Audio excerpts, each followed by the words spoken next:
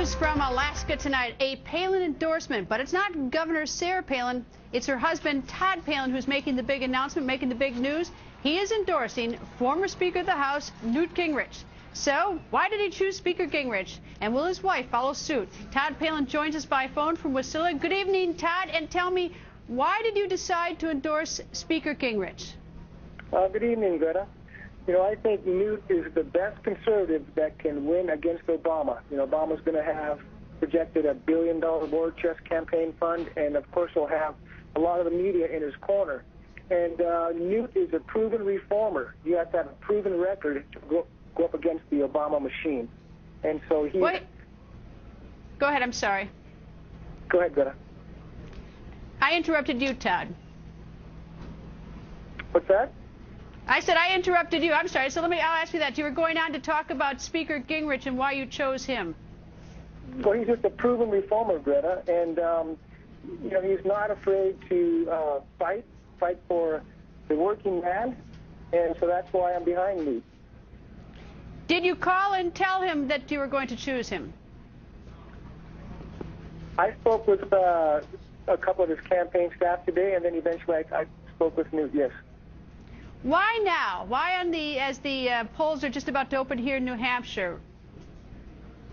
Well, watching Newt from the beginning of all the debates, I just appreciate how he gained his poll numbers back up the old-fashioned way, brain power, through the debates, and American people were watching and really impressed with Newt and his experience and his message and his ideas.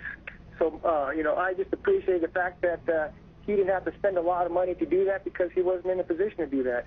But I just felt that now would be a good time. He had a good showing in Iowa. New Hampshire's up tomorrow, and then South Carolina. But just to kind of, if anything, just to let him know that at least one Palin's behind him right now.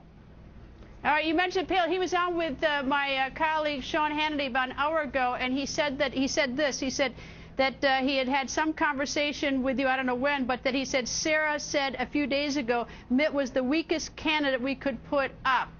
Your thought, is that what the governor says, is that Mitt Romney is the weakest candidate the Republicans could put up? I'm not sure if she said that or not. She may have, but I think that, you know, we need to have the strongest candidate to go up against this machine. And again, he's a proven reformer. He's worked with in the past with President Clinton, and it balanced the budget. It was huge, and he could do it again. Do you expect, by the way, the governor to be making an endorsement anytime soon? I'm not going to speak for her. You'll have to ask her when and if she does get behind a candidate. But for right now, at least there's one Palin behind Newt. Do you miss the race, Todd? I mean, there was always a lot of talk about whether or not your wife would be in the race, or are you content to watch it from the sidelines and to endorse Newt Gingrich?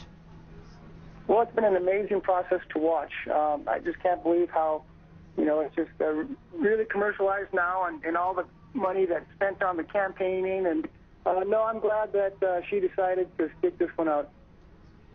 Well, it's going to be very exciting here, and the polls open in just over an hour here in New Hampshire, and I suppose you'll be watching Alaska, and we're watching it right here. Todd, thank you. Thank you, Greta.